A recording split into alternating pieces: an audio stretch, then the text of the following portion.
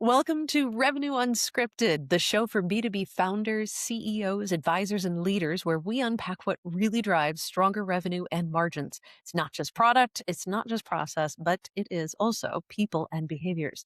I'm your host, Jennica Dixon, president at Solari Sales Group, and together we'll dive into how real organizations build high-performing sales cultures, avoid costly mistakes, and turn complex deals into predictable growth.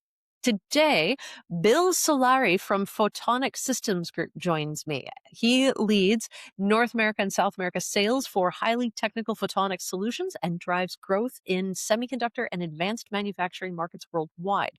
Drawing on a career that started in engineering and evolved into leading global sales across the US, Europe, Asia, and Mexico, he brings deep practical insight into complex B2B sales.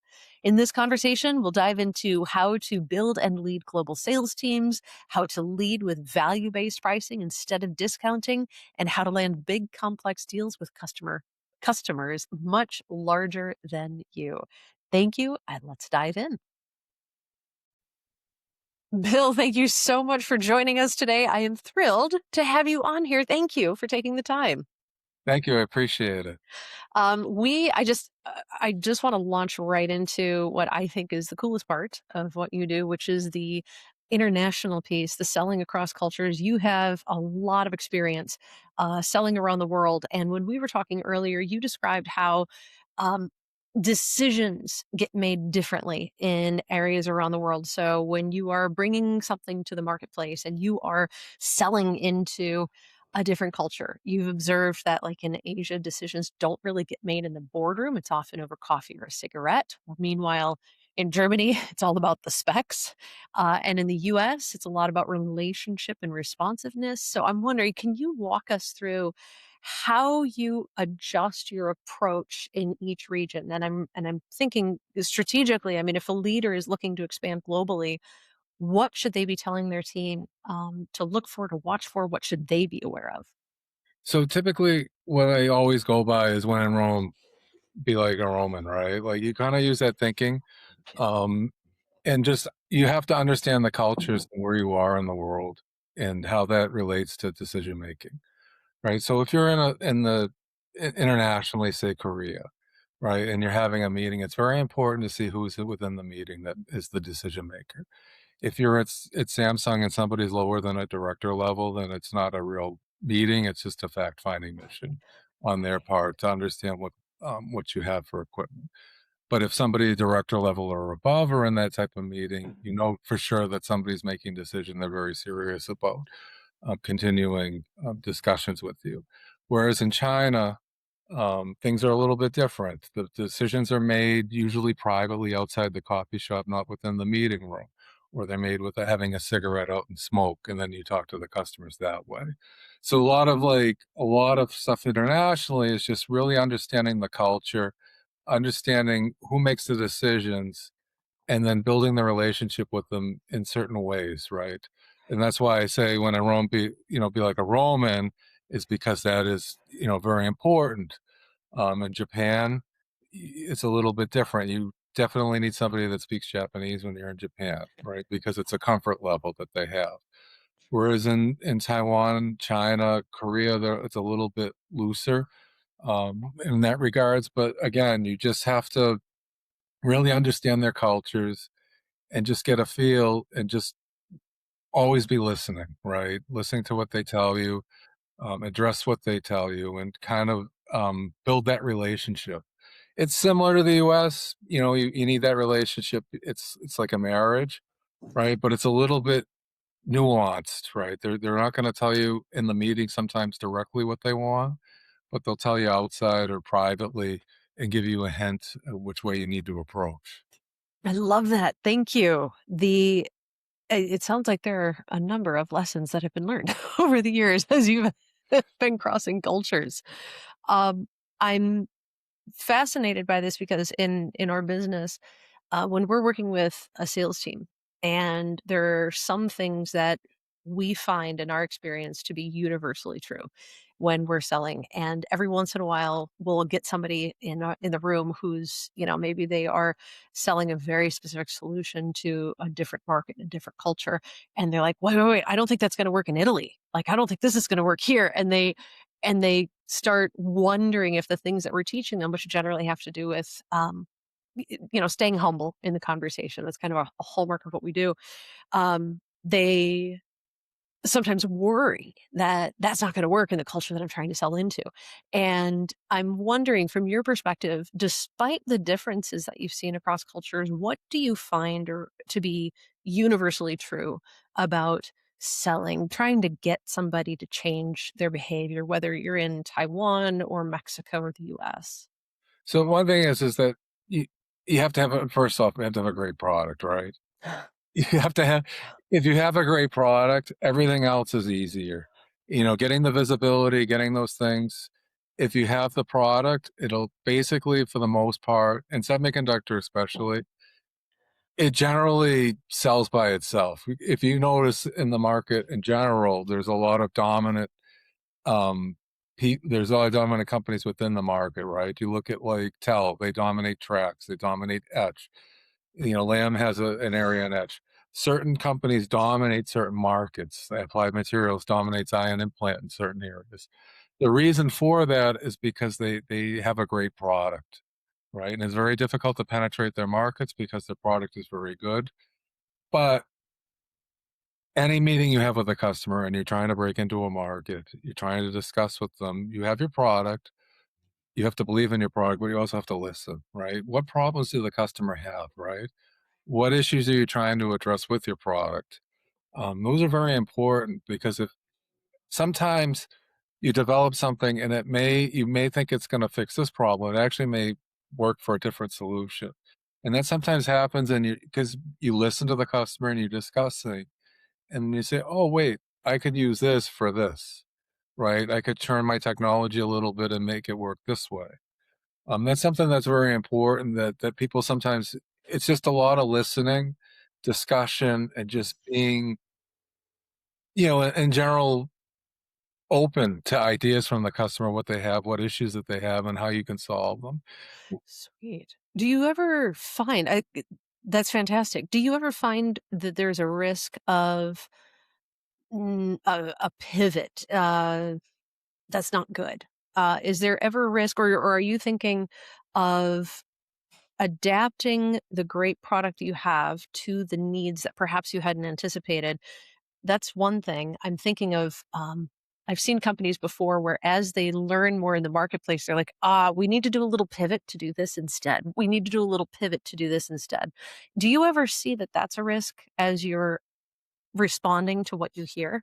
So one thing is, in my career as an engineer, I learned you have to be very careful with, because you don't want scope creep. You don't want things to get to be like to a point where you're blowing out your budget.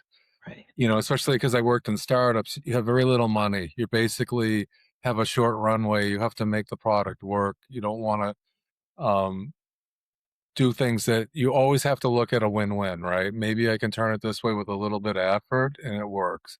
You have to do a business case and you have to think what are the risk and kind of manage that.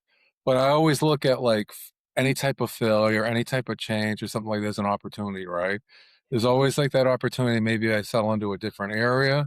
I go into maybe a higher margin area that I didn't really think of, right? There's ideas like that that you really have to think of um, in the marketplace in general, right? Yeah. You never want to. One of the problems is with a lot of people. I think that people have issues with this is that they you have to hear the answer no, right? But no doesn't mean the end. It could mean the beginning of something else. You just have to think of a way to position your product properly, and then really say, okay, is it worth it or not worth it? Right? What's the risks? Right. And that takes some discernment. Yeah, To- and to- thinking, right? And that's where my engineering background comes in handy because I've done product management. I've seen these issues before. There's always um, nervousness, right? That you're gonna get negative margins and stuff. But if you're careful and you really don't react immediately, always think carefully and thoughtfully. a lot of times you can figure out a way to do things in even in a cheaper way or that works to your advantage.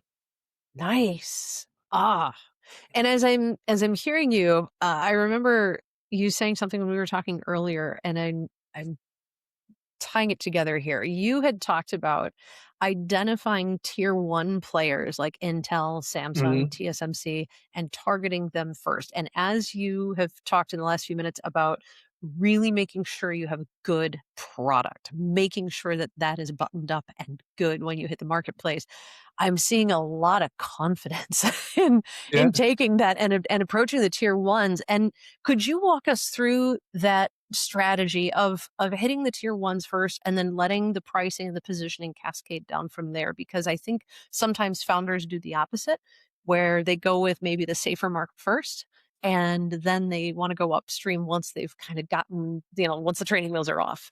Um, can you walk us through why that order of hitting tier 1 is so important first? So a lot of times, when you want to penetrate the market, you should do an analysis, right? Figure out who your tier one customers are. I'm familiar with semiconductor because it's where my background is, but I've been working in other areas as well. And what you do is you sit down and figure out, okay, these are the tier one customers within the market. The reason why you want to approach them first is because they're usually the ones that set the rules and they set the market itself, right? They're usually the first ones to enter. They're always the ones that usually take the risk to entering certain markets. They also basically define a lot of products downstream. So if I get into a tier one customer and I'm able to successfully penetrate that customer, when I go to a tier two, a lot of the rules and everything for that product or specifications are already set by my tier one, and I can pull it down and I can always use my tier one as a reference, Right. saying, look, like this customer likes, has this product, they're using it for this type of development, and use that as leverage, right? And a Right. lot of times that sets the price because in effect, the tier ones basically set everything. They set the market, they set, a lot of the specifications, and then it's just easier to go down the line with tier two and tier three customers, especially like tier two, because they're trying to catch up, they're trying to gain their market share, or they're subcontracting, Yeah. and they're basically being dictated what they have to buy. That makes a lot of sense. That makes a lot of sense, and that lines up with what we've seen. Also, I'm curious because you've been in the startup world, you started small. When you're small and your customer is, let's say, 100x your size, what kind of boundaries do you insist on putting in place in order to avoid getting squeezed? Because that's I margins are our focus at Slattery, and that's the first thing I'm thinking of is you may be ending up talking to, the third assistant junior coordinator in procurement. What boundaries do you put in place to avoid getting squeezed? Well, one thing is I always go by is it's okay to say no, right? But you always say no, but, right? Wow. There was a time in my career where the customer wanted to change the color of the equipment, right? And it Oh, was a it was basically a division of another Korean customer's division where they set the mother semiconductor part of the company set the color. And we had gone by that because they're dominant enough to set the color, but the other division wanted a different color. And the amount of changes that would have been made to make the color change within the tool was prohibitively expensive, yeah. right? So Wow. what you sometimes and you don't want to lose the order, right? Like it's a $10 million order. You don't want to lose that order. You get a little bit nervous about that, right? But at the end of the day, it's not just the color change. Yes, it sounds simple, but then you have to go through your BOM. You have to change everything, all part numbers, everything. You have to retest the for this particular case due to corrosion. So there's a lot of things. And what we did is we said no, and then you explain effectively why, and then to say that this is the reason. And your mother company basically dictated the coding for all semiconductor equipment. So we would prefer to stay with that and just do it in a polite way. But that it avoids getting into areas where um where you get into trouble, right? You start losing margins, it gets eroded, the customer's not happy. You have to be honest too. I mean, I understand that you wanna, fake it till you make it, right? Like that feeling, but there has to be some level of guardrails in place where you have to know that, yes, I can do this or I can't do this, right? Especially when you sign a contract with some of these tier ones, they'll have, um, penalty clauses in there for delays or things like that that you have to do risk management about. Right. You have to be very careful. You have to make sure you have the infrastructure in place. When you're shipping equipment, um, you have to have a good foundation, good bond management, those things. If those things are in place, you're just setting yourself up for failure. Either returned equipment, which is really bad, Yeah. you get a bad reputation, those type of things. You don't want penalty clauses to be triggered for late delivery. Yeah. You want to avoid those things. So you have to be very, um, you have to be very careful, and you have to be very conscientious of it. Getting the order is just the first part of the cycle, right? Like, it's just the Right. beginning. It's not where the pain comes in. The pain comes in delivering and communicating to the customer at delivery, and making sure, um, that everything is okay. Um, Interesting. and I'm it's hard, right? Like, it's hard to Yeah. say. It's very, Yes. because a lot of times there's a Yeah. lot of money on the line, but then, Yeah. if you're careful and you're honest with your customer about what you can deliver and what you can't deliver, a lot of times it just it allows the relationship to build and it strengthens it. And if there is a hiccup, they don't they don't penalize you for it, right? It Right. just opens you up to newer opportunities with them and increases the level of trust. So I'm thinking of our founders who are hoping for an exit event, let's say in 3 to 5 years. And I know one of the things that becomes very relevant when an exit is on the horizon is over reliance on a single customer. And I think um, I'm curious to know your thoughts around we want to target the tier ones, and I think that's a brilliant strategy because then everything else kind of waterfalls from that.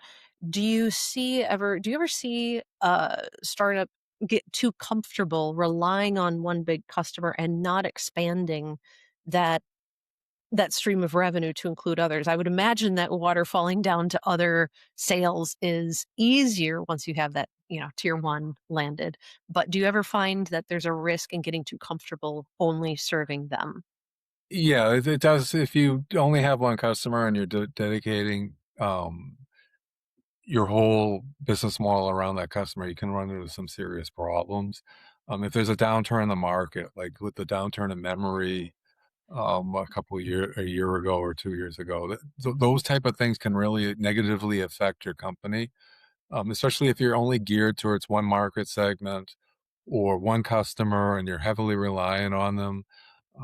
With all the issues with Intel, that could be a problem, right? Like they don't have money to invest, or they want to put a freeze on capex spending. Those type of things you have to be aware of.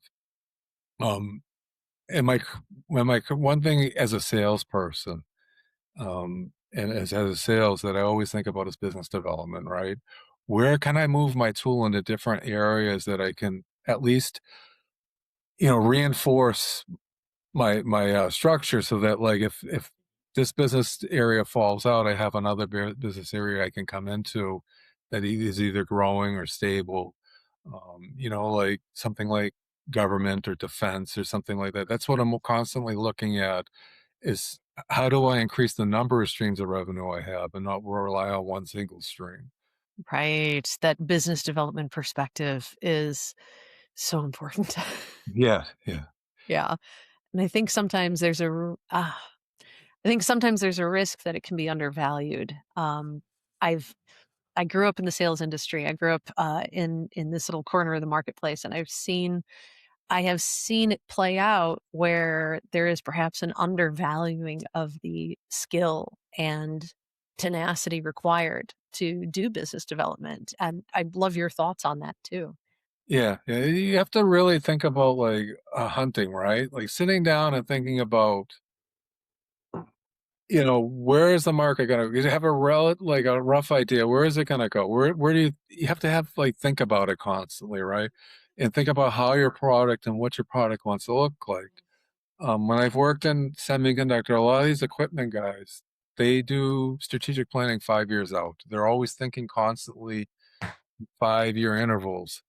Of course, revenue and everything is by quarter, and you wanna meet your forecast, and you wanna sell equipment. But in the overall scheme of things, you wanna start thinking about, "Alright, I'm good this year, but what am I gonna be next year or the year after?" And things like that. Where are the markets gonna be? And you always need to think about that because, 1, if you're not preparing for the future and not really thinking about it, there could be a paradigm shift, right? And then you're in trouble, and Right. you want to avoid those things. You want to be careful that maybe your competitor doesn't come out with something better than what you have, right?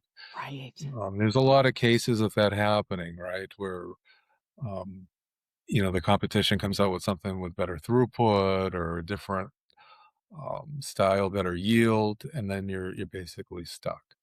Right, Mm, those are the things that you really have to think about, like, you constantly have to think about, what's the future gonna look like? And when you're doing business development, it helps a lot because you're talking to customers and asking them what they see, right, and listening. And they'll tell you, like, "Oh, I'm thinking that, maybe the power market's gonna be saturated because there's a lot of investment in China," or something like that. You start to see those things come up, in mm. discussions. Yes, and I remember now that you were when we were talking earlier, um, I remember you talking about the fact that you've taken what and you were kind of alluding to this a few minutes ago. You've taken what appeared to be niche tools, like this is a really Mhm. specific use case, but then you've turned them into much wider revenue streams. And I'm curious, could you maybe walk us through an example of how you discovered the real use case or the more valuable use case for what appeared to be a niche product, but you listened to the customer and found out that there's use over here, and therefore you were able to expand that revenue. So we typically, when we look at, like, when I look at, like, when I worked in the past, we had a metrology tool. It was like a light source, Right. that I worked on, and that light source was very good for, developing photoresist, those type of things for experiments because the UV market was taking off, and there was a need for figuring out material and how to get that material to work, and we grew from that, like, areas where we did mask inspection, we did mass we worked with customers to integrate into the to mass repair and stuff, and then we went further, started talking to people, and they were looking, and for photoluminescence measurements and stuff. And what happened is when I took over is, um I did the business development, going out, talking to people, going to conferences, looking at where the market's gonna go. UV was a very, very niche market, very, very small. We were maybe selling, if we're lucky, 1 or 2 tools a year, maybe very little.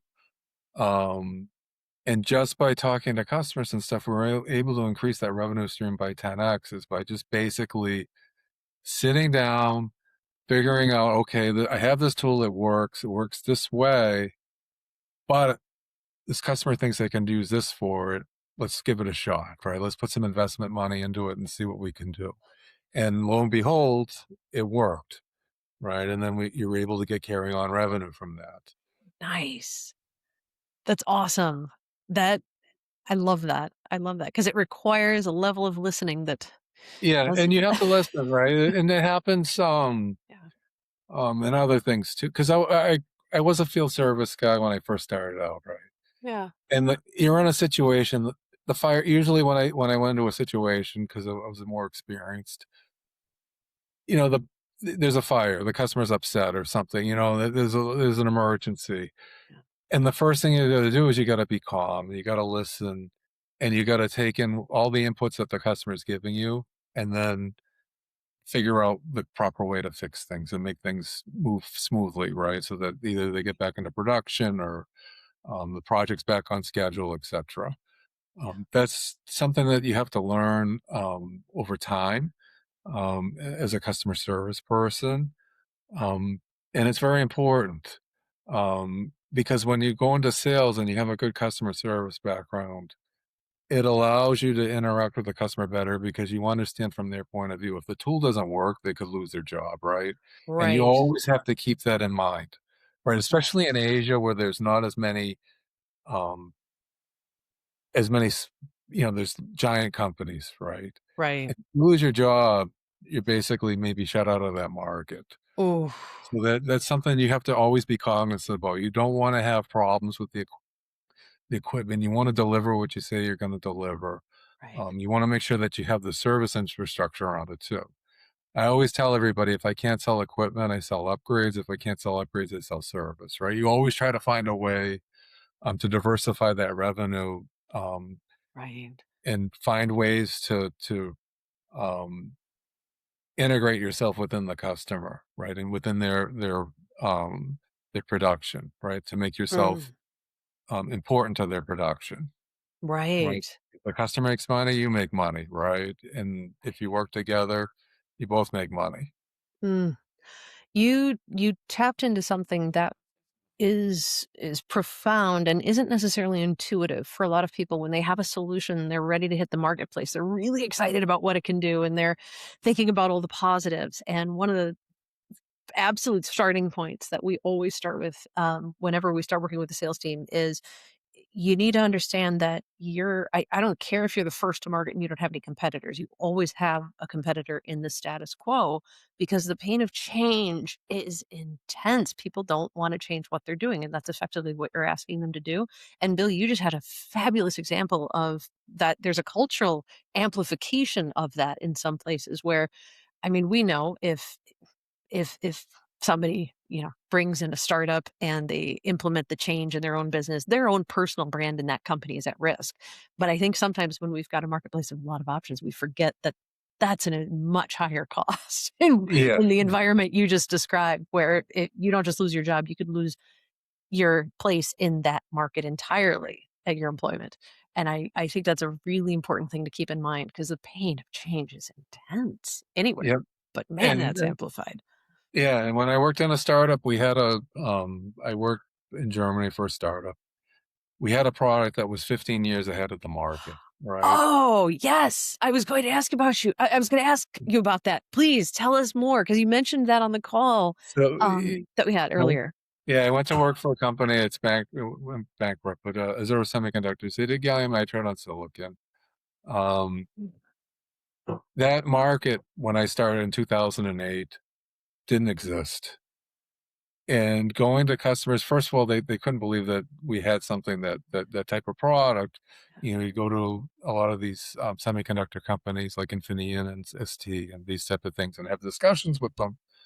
They were in shock that this type of material existed and you could get this type of power device. The problem was that there was no end user for that product, right? There was nothing, and it took a long time for the maturity to become available for that product. So we had a product, and we were trying to. We knew it was going to be the future. The problem is like in the startup environment, we're way too early. We're 15 years too early. We had the right product. We were on silicon, everything. The market wasn't ready for us, and there wasn't an application that we could find for that market. Then now 2025, 2026, there's a market now. There's a lot of gallium nitride devices going into data centers. There's the application. It's just that you have to be very careful, like when you come into a market, how do you want to approach it, right? Is there a market there? Who's going to be the end user? You have to start really thinking about those things. If you don't really understand who your end user is going to be, it doesn't work, right? Like there may not be a market there, and you may just be um, on hope, right? And then you just run out of runway and etc. So you have to really, when you're starting up and you're having a product and your idea, if it's equipment and you're selling it to a customer, you have to think about what their end user is going to get from that product, right? What's the goal of that, right? Right. And it's not in a vacuum either. It's not you Yes. versus nothing. It's you versus the way they're doing it right now, which they probably think is fine. Yes, and the silicon guys are very hesitant. They had 20 years, 30 years on silicon, and you're asking them to change material. It's very, very difficult to get them to make that change, right? I made all my money, all my income, my life's work is all on this material, and you're asking me to change. And that's sometimes very difficult for people to do. It's something that um, takes time and takes patience, and you have to really find a really good use case for it. Right. And that's happened a lot in the semiconductor industry because guys, they don't want to take. Sometimes they don't. It's difficult to take a risk. Yes. But if you take a risk, like ASML did when they went to EUV, like the lithography tools, Yeah. it can pay off like tremendous. Yes, it could. That's a very good case study. Yeah. Paying off. I wanna talk about margins, for a minute because I you've got a very grounded, healthy view of margins, and Yeah. you have charged sometimes 5x more than your competitors, sometimes 3 to 4x more for parts because you've been able to extend the life of the product by Yeah. 10 or 20x. So I'm curious, how do you build the business case that lets you look a big customer in the eye and say, "This is worth the value. Yeah, you're gonna pay more. This is worth it." I mean, that's a complex sale. Yeah, so typically what we do is um, when we do a product and develop a product, you have to have some type of advantage, right? It has to be an inherent advantage over your competitors. Um, in my case, when I was working for in electroplating, we had an advantage on technology that allowed our cost of ownership to be basically a 20th of what our competitors were.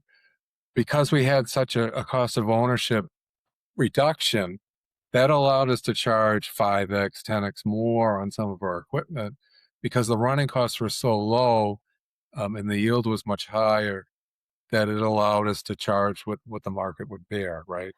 So when we do these things and we look, you have to really understand your product, you have to understand your competitor's product, and you have to do a comparison, right? And Yeah. I always do like say with certain parts, I look at, okay, I extend the lifetime of this part by 20x, right? I can't charge 20x more, but what I can do is charge maybe 10x or 5x more, right? And then what I do is I put together a model for the customer and say, okay, your price per wafer before was $1.33, but because I extended the life 20x, it's only 25 cents per wafer. And you get this extended amount of lifetime. I can, you know, and when they look at that, it allows them to say, okay, my ROI is going to be this. Mhm. And there's always a sharing, right? You improve throughput, you improve this, you maybe get half of what you don't get double, right? The money if you double the throughput, you get half of it, half or you get a certain amount of money, probably half, and you just share the savings with the customer. And that usually it helps you improve margins. Yeah. I've had parts that had margins over 80% because the Sweet. customer only looks at the older product and uses that as a reference point, right? So you use that to your advantage. What you're tapping into here is a tricky area for um, a lot of people when they're pursuing a complex B2B sale. Whether it's, the founder still doing it in the marketplace or if they're hiring a sales team to do it for them. Um, the trap that we often find them falling into is they inadvertently end up as column fodder in a purchaser spreadsheet where all options look exactly alike. And the purchaser is looking for the best unit pricing. And you brought up an incredibly good point, which is that the total cost is a different number. And at Slattery, we use the little acronym TCOOL, total Yeah. cost of ownership over the life of the product or service. And so you may have incredibly good tea cool. Like what you're offering your prospective client is lower costs over time. But when they put their spreadsheet together to determine what they're going to buy from the marketplace, they have a column for upfront price. How do you break out of that pattern? So usually what I do is, especially when it's an upgrade or something like that, where I have a feature that will enhance the product, right? I do a model analysis, so I take the older model and I compare it against the newer model, or sometimes I take custom like a competitor, and then I model against it, right? So like in the case of where I work on laser tools now, my competitors are I have other laser competitors, but I also deal with routers, I deal with other machines. And what you do is you build a model against it and say, look, my uptime is greater than this. My yield is this amount. I don't have any downtime, like compared to a router where it's mechanical, you have to change bits and these type of things. You put them all together and explain it to them what you're getting for your dollar, right? Um, and explain to them, and then you break it out by cost per panel, right? Per panel or per wafer or something like that. Always go down to the bottom line. How much will it cost you in an operation per wafer? And when you explain it, you just try to differentiate enough. And when you're dealing with procurement, usually what I do is I deal with the engineers directly before I get to procurement. I get them on Nice. board, get the stakeholders on board, and then when it gets to procurement, you just finalize. They usually are an advocate for you at that point, and then it makes things a little bit smoother. Um, I also try to avoid markets where there's um, like where the customers have low margins themselves, where they're fighting over pennies and these type of things. If Oh, you start getting into commoditized markets where the customer's in a commoditized market, it gets very difficult because they're chasing every single penny or fraction of a penny, and you want to be careful. Unless you have a really strong foothold in that market, you don't really want to try to roll into that market unless you have a really good business case. You always want to look at markets where it's either emerging, especially when you have a new product, um, and that goes with change, right? Like where people yeah. don't like change. Yep. It's easier when the market's different, right? It's a new market, or it's not established, or it's not commoditized, because then there's less. They're more willing to take on risk, right? As where in a commoditized market, they're afraid because if there's a mistake, Oh, that's it. Like they could go out of business. Um, right. and that's It's that's one tough. of those things that like I explain to people is we need to find markets that are generally new, where maybe our tool could fit, or something that may not exist yet. Kind of look for that and try to and have discussions with people and reach out and say, have this idea, what do you think, and Right. so on and so forth. I love that. As we're talking about margins, I'm curious. Maybe this has happened to you before. Maybe this is just a hypothetical, but let's say like a board or a founder is looking at growth and says, we've been losing some deals. We really need to start discounting, moving our pricing downward. What would you say to them about value and competitive strategy? Well, I think you have to look at, all right, why are you losing out on the deal? You have to do sometimes. What we do is anytime you have a mistake, you should do lessons learned, right? Lessons learned Autopsies. is not, yeah. Yeah. Yeah, you don't blame anybody during lessons learned. You just go through and look at, like, where did we fail, right? Is it we didn't have a good communication strategy? Is the price too high, right? Do I look at my BOM costs? You have to really start to look at, like, things. Maybe I didn't communicate to the customer properly that we have this type of advantage. Maybe we're too slow to market to respond. There's things that people you have to really think about. It's not just some cutting costs. You have to Yeah.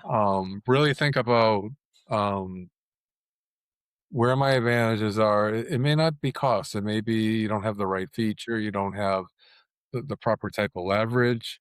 Um, if your BOM is bloated, that's another thing is you got to worry about with equipment is bloat, where you're starting to put things in, features in that nobody wants, and they just Oh, sit around and then they blow the BOM cost up. right. So that's one thing is just try to be lean with your equipment, right? To a certain point, you don't want to be too lean where it doesn't work, where it's not structured, right? But not have a lot of bloat in there, a lot of options and stuff. One thing I'll tell you, like I love to sell that are really high margin is like licenses, like for software, Nice. because a license on software industry in general is great.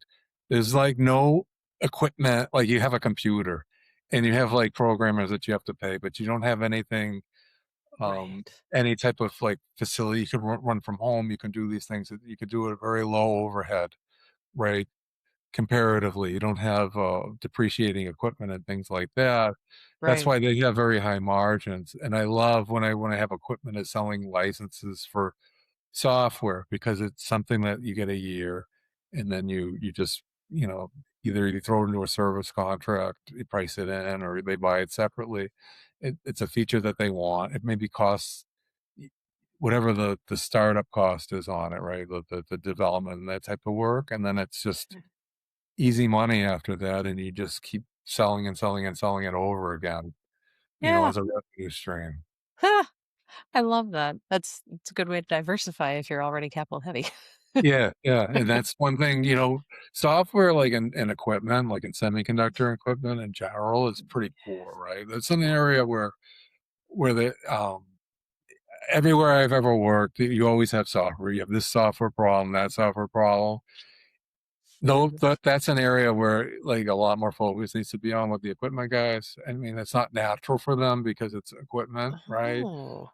But that's an area, like, I can tell you where you can make a lot of money is because if your software is good and you're not rebooting it constantly or interrupting things and you're producing, licensing and those type of things, you can generally make a lot of money, right? Yeah. Because customers need that stuff. They need data analysis. They need the tool to run maybe certain type of processes, or they want certain sequences or something. It's just in general where your upfront cost is basically the development, and then after that, it's just you have the code and you just continuously sell it.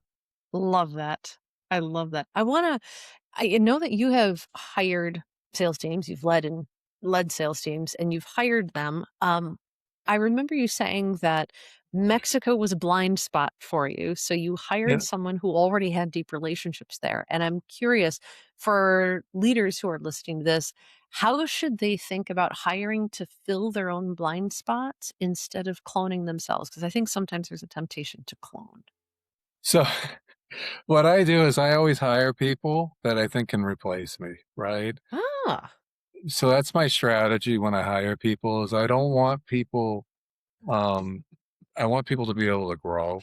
yeah, You want people that are hungry and you want them to be able to, you know, I always take the thing when I look at in hiring in general, even if I hire a subordinate, if they win the lottery, right? How do I replace them, right? Because they're gonna if they win, they say Powerball, right? And they win right. $1 billion, right?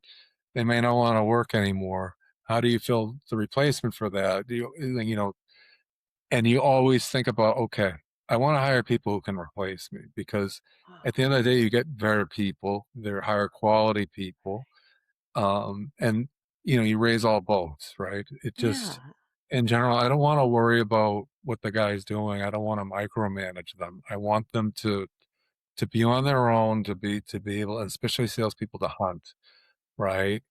Yep. And I've done this before when I worked as I was a like the process manager and the startup. You know, when I hired people from different countries and stuff like that that had the same similar expertise, but like for process development. And you want those different viewpoints, right? So I've hired people from Japan and PhDs and stuff like that because nobody knows everything, right? You're always going to have some type of blind spot somewhere. And when you develop a team like that, they can help you remove those blind spots. That's why, you know, when I looked to Mexico and we were doing the job search for people in Mexico, I wanted somebody that was very confident, and she is. She's very confident. She has, you know, and she's sharp, right? And she's Nice. already done it before, and she got a little bit bored. She wanted to do something else, and you know, I like that is that she's very hungry. She wants to learn. She doesn't want to be comfortable, and that was Nice. something that I look for in people is not wanting to be comfortable, um, not wanting to not wanting to stay in place. They wanna grow, right? They don't wanna, you know, fossilize or whatever in place. I don't want that to happen. I want people to be able to grow and develop their skills, Yeah.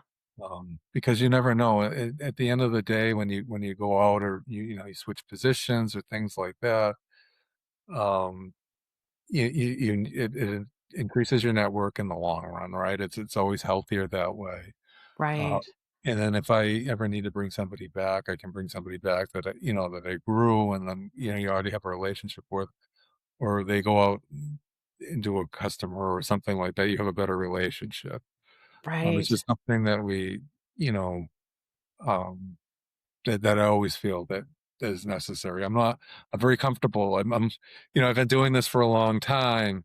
I'm Yeah. very comfortable now. I'm not afraid of, things happening. You just be careful about what you do, who you hire, and you always try to hire somebody that could replace you. That's the best strategy to have. I love what you said a minute ago too, where you want somebody who's hungry and not necessarily comfortable. And Yeah. you're not hiring for comfort. And I remember we had a client about a year or two ago who was looking to hire a salesperson. They were bolstering their sales team, and that's one of the things that we help our clients with. So we were working with a client 1 or 2 years ago, and they were trying to hire a sales team, and that's one of the things that we help our clients with. And the problem that they were having is um, they had a candidate who was very excited about the position, but was pushing back on the comp plan because they wanted a really, really high, comfortable base salary and very little uh, compensation tied to the business development things, the things that they would close, the things that the business they would actually hunt. And after about 3 rounds of negotiation, the leader that we were working with said, "You know what? If this person isn't confident in their ability to close new business, maybe I shouldn't be either." They loved this candidate. They absolutely loved them. They were coming from a bigger company with a, really strong logo, and of course, as you and I both know, that doesn't always translate to sales skills in smaller startup organizations. And it was just really interesting to see that hiring process where they thought they had somebody hungry, but over the course of negotiations, it turns out, no, we're looking for a really comfortable base and very little commission. Yeah, and that's the thing with the larger companies and stuff. I always tell people, right? Like, if you look at Applied Materials, if they open the door, the money comes in, right? Right. They have the relationships with the customers. It's just basically talking to their development teams, figuring out where the market's gonna go. They have everything's already structured in place. Nobody's going to get fired for Ye choosing them. Yeah, yeah, right? Like, it's a Yeah. comfortable, safe choice, right, to buy their equipment. Yeah. Um, in our case, like, when you're smaller, like, with me at the Photonic Systems Group, and we don't have visibility, we have to really go out and chase, and you have to really, um you have to understand that, like, um, you need to hunt, if Right. the more opportunities you bring in, the more leads you bring in, the better, the chances of you closing a deal are quite high, right? And a lot of that is, again, is visiting the customer constantly, right? Being hungry, chasing after it, talking to them, emailing them. One thing people don't understand is sometimes they don't respond because they're busy, but just constantly, not every day, but like, periodically email them, follow up until they really say, no, we don't have anything, or not for a year or 2 years or something like that. Don't give up. Right, that's the Mm, worst thing you can do is give up on a sale. You have to just be persistent and just keep contacting, because eventually, things will shake out, right? They'll get back to you, their workload is the lessons, and they wanna talk to you, or they know for sure what the information is that they have, that they wanna communicate with you, and they're comfortable communicating with you. Um, a lot of that's something that I had to, explain to a lot of guys is because they don't respond to you doesn't mean they're ghosting you or anything like that. It means that they may not have the information that they could feed to you, right. or they're busy or something else, and just be patient and just follow up periodically and just keep like, um when I worked in semiconductor, in my mind there's a timer that goes on in my mind, and when to contact customers again, or when to feedback information when I have it, is because I know, everything has to happen quickly, and I Mm, always keep that timer going in my head that I don't want it to be, sometimes, there's a decision-making process that has to happen. I don't wanna be late. I wanna be early, right? Because if you're early, you don't get things don't get delayed, these type of things, they move forward much quicker, right? If you have Right. a problem fix, you don't want to be late implementing it. You want to be early because sometimes the customer's production needs or something, and then it just sits and lingers, and they're working around or looking for another solution or something like that. So you always Right. want to try to be in sales. You want to be early. You don't want to be late. You don't want to be the fifth person that contacts, and you want to be the first person. I You always love that. constantly have to hunt. Yes. Ah, and I love the hope that you Yeah. put in there too. It's not necessarily that they're ghosting you. People are ridiculously busy. And I think that's a great Yep. reminder for anybody who's doing business development work, whether it's the founder or the team that they've hired. I love that. Don't give up until you actually get a no. Yeah. Seek it. It's good. We Yeah. we Yeah. want we want those no's. You And that's wanna okay. know, right? Then you know you can Yeah. move on, right? And I always Right. end my email with, like, "Please let me know either way," Yeah. right? Because It's then honest. that way there I don't keep Yeah. bothering you, or I don't go to the junk mail. I mean, then we can Right. figure out, like, if I should move forward or not, right? It just adds closure, I right? I love can move that. on to the next case. Oh, well, speaking of closure, I wanna make sure that I honor your calendar and your time. I have taken a lot of it already today, and I just wanna say thank you so much. It's been a fabulous look behind the curtain of complex global sales, and I really appreciate you taking the time to share the stories and the things that people usually only see on the forecast slide. So thank you for Thank that you for peek. having me. And I'm curious if people wanna know more, if they wanna learn more about you and your work or just connect with you, what is the best way to find you You online? can find me on LinkedIn, as my name, Bill Solari, on LinkedIn. Awesome. I work for the Photonic Systems Group, so you can basically find me there. Excellent. Thank you so much. I love these insights and just the strategic view, and elevation you're flying at. Thank you for Thank you, that. appreciate it. Have a great one, and listeners, thank you very much for joining us. Thank you.